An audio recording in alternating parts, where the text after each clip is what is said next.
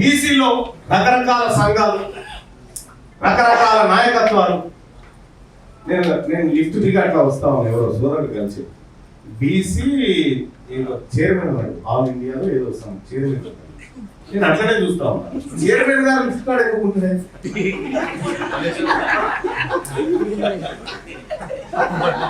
Chairman గారు lift card ఇవ్వబడతాం అంటే కేవలం మన సంఘాలు విజిటింగ్ కార్డులకు, లెటర్ ప్యాడ్లకు, వీటికి తప్ప దేనికి కోసం పనిచేయలేదు. ఇప్పటిదాకా చెప్తా ఉన్నా, కళ్ళు మూసుకొని అంతరాత్మతో ఆలోచించాల్సి జరిగింది. అంతో ఇంతో ఈ బీసీ వాదం ఉన్నదని కాపాడుకుంటా తల్లాడుకుంటా తెచ్చి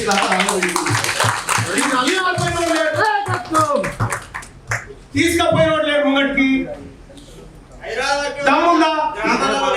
గ్రామాలలో, గ్రామ స్థాయిలో ఈ అంశాన్ని తీసుకుపోయి ఈ ప్రజలకు వివరించేటువంటి శక్తి కావాలి. ఇప్పుడు జరిగిన ఎంత దుర్మార్గంగా వేల కోట్ల రూపాయలు ఒకరొకరు వేసుకొని పంచుకొని తింటా ఉన్నారా, వేల కోట్ల రూపాయలు. మనం ఇక్కడ నువ్వు కడగొట్లాడుతున్నావు. ఎన్నడన్నా నాకు ఇన్విటేషన్స్ వస్తాయి, ఈ మంత్రి గారి పర్యటన ఉంది, ఈ మంత్రి గారి పర్యటన ఉంది, మీరు అటెండ్ కావాలి సార్ అని చెప్పి ప్రోటోకాల్ ప్రకారం మనం పిలుస్తూ ఉంటాం. పొన్నం ప్రభాకర్ ఏంటన్నా అదే హెలికాప్టర్ వేసుకొని పోతేనే ఒక్కసారి చూద్దాం అనుకున్నా. కొండా సురేఖ గారు ప్రత్యేక హెలికాప్టర్ వేసుకొని పర్యటన పోతుందేమో అనుకున్నా. వీళ్ళకి హెలికాప్టర్ లేదు, ఏకేమని లేదు, వట్టిదే ఏం లేదు వీళ్ళకు. అదే వాళ్ళు మాత్రం ప్రత్యేక హెలికాప్టర్ వేసుకొని అక్కడ దిగి మారాళ్ళ కొడుకులు ఎక్కి మళ్ళీ అది మనసు ఉంటుంది. మళ్ళా ఆలోచన పెద్దగా రాదురా, బలహీనంగా ఎందుకు చేస్తారు? ఓ హెలికాప్టర్ కొంటే తప్ప ఆర్కిష్ణ ఓ హెలికాప్టర్ కొనాలా? ఓ హెలికాప్టర్ కొనాలి. చాలా చిన్నగా ఆలోచన చేసి వాళ్ళు ప్రతిరోజు కుట్రలే చేస్తున్నారు, వాళ్ళు ప్రతిరోజు కుట్రలలో బిజీగా ఉన్నారు. మనమేమో ఇప్పుడు ఛాయ్లు బిస్కెట్లు మీటింగ్ అయిపోయింది, ఎక్కడో అక్కడ. మీకు దమ్ముందా? మీకు దమ్ముంటే ఇదే మీటింగ్ సభ్యులు ఈ కూర్చున్నదంతా ఆడ నిరాహార దీక్ష చేస్తున్న బిడ్డలు ఉన్నారుగా, అది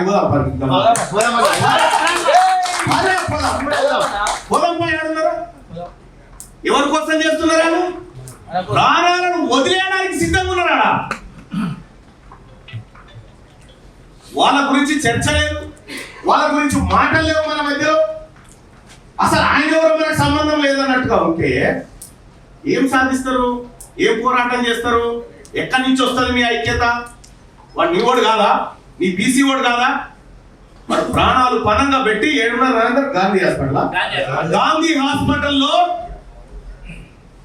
5-6 రోజుల నుంచి బువ్వ తినకుంటాడు పడుకొని, నా జాతులకు 42% రిజర్వేషన్ అమలు కావాలని, కులగణన జరగాలని కొట్లాడుతూ ఉంటే ఇప్పటికి 4 సార్లు పోలీసులు ఎక్కకపోయి పోలీస్ స్టేషన్ తింటే, ఎన్ని పోలీస్ స్టేషన్లు తింపినా దీక్ష వదలకుండా పట్టుతోటి దీక్ష చేస్తున్నారు. గాలం చూసి నేర్చుకోవాలి మనం.